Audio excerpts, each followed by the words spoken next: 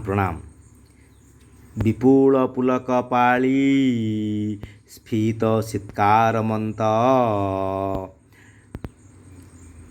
जनित जड़ी मकाकु व्याकुल व्याहरती तब कितब विधाया मंद कंदर्प चिंता रसजल निधिमग्ना ध्यानलग्ना मृगाक्षी रस जलनिधिमग्ना ध्यानलग्ना मृगाक्षी। दुई प्रणाम प्रणाम।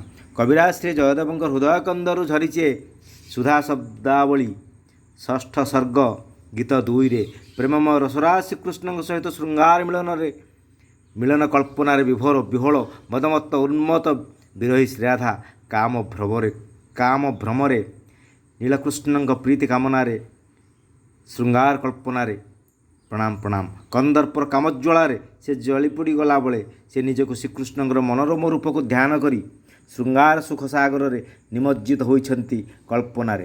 तेणु सखी श्रीकृष्ण को वर्णना करी कहूछि श्रीराधांकर अतिशय काम विभ्रम जनित जंत्रणा और आनंद कल्पना को हे सठ ठक नागर श्रीकृष्ण तुम केमिति बुझीपारुना श्रीराधा किपरि तुमर प्रतीक्षार पागलिनी हो गले। तुमरी चिंता तुमरी कल्पना तुमरी भावना तुमे तुमे तुमे तांक चेतनार सर्वमय होइछ। कृष्णमो तांकर चिंता चेतना भावना प्राण मन हृदय से निजक भूली तुमरी अपूर्व नील मणिमय नील उज्ज्वल रूपकांति तनुकांति को स्मरण करी कंदर्प केली स्मरण पूर्वक कामसुख सागर रे कामसुधा स्वर्ग रे निमग्न होइछन्ति। मिलनकालीन रोमांचरे श्रीराधांकर तनुमन रोमांचित आह्लादित ऐश्वर्यान्वित श्रीकृष्णंकर सहित श्रृंगार मिलन रे मग्न श्रीराधा सते जेपरि परम प्रेमिक सहित परम प्रियतमार परम मिलन परी श्रृंगार मिलनर सर्वश्रेष्ठ दुर्लभ अनुभव को साउंडुचंती अनुभव करुछंती अंगे निभौछंती। तेणु कविकंठर झरीची विपुल पुलक पाळी स्फीत शीतकार मंत जनित जड़ी मकाकु व्याकुल व्याहरती।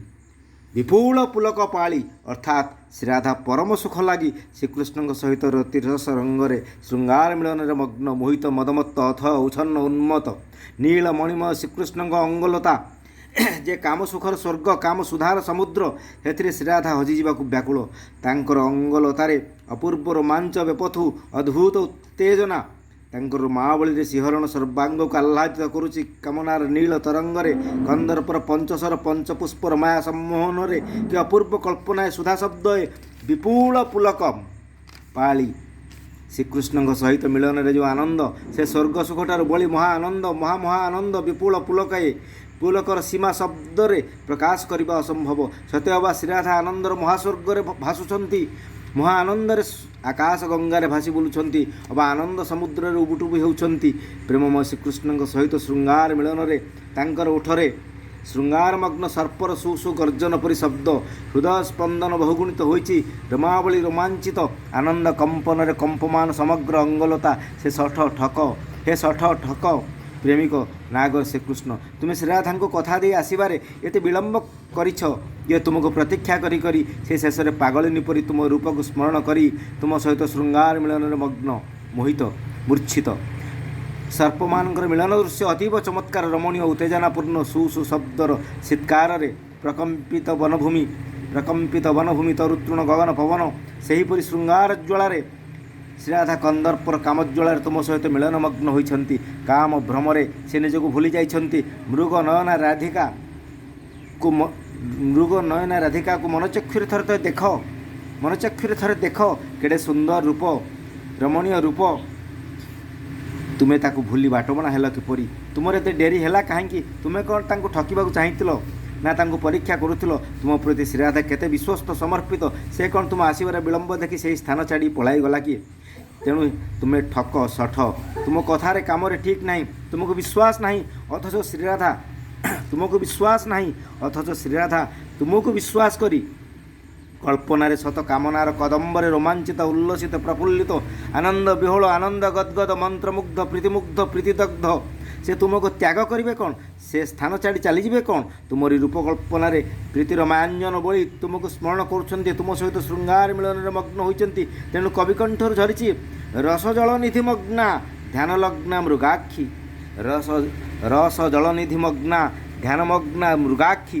ଅପୂର୍ବ ଶୃଙ୍ଗାର ଶବ୍ଦର କଳ୍ପନାଏ ବର୍ଗମାଳାଏ ଶବ୍ଦ ଶୃଙ୍ଗାରର ଅପୂର୍ବ ବର୍ଣ୍ଣନାଏ ସରସ ସୁଧାସ୍ନିଗ୍ଧ ଐଶ୍ୱର୍ଯ୍ୟ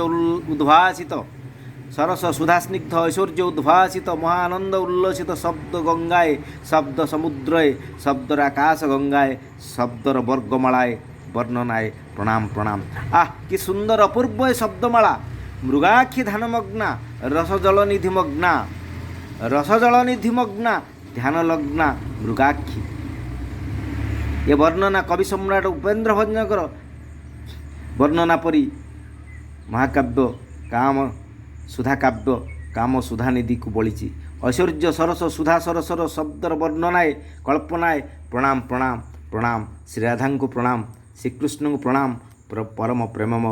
ପରମ ପ୍ରେମମୟୀଙ୍କୁ ପ୍ରଣାମ ପ୍ରଣାମ ପ୍ରଣାମ। କବି ମହାତ୍ମା ଧର୍ମାନନ୍ଦ ପୁରୀ।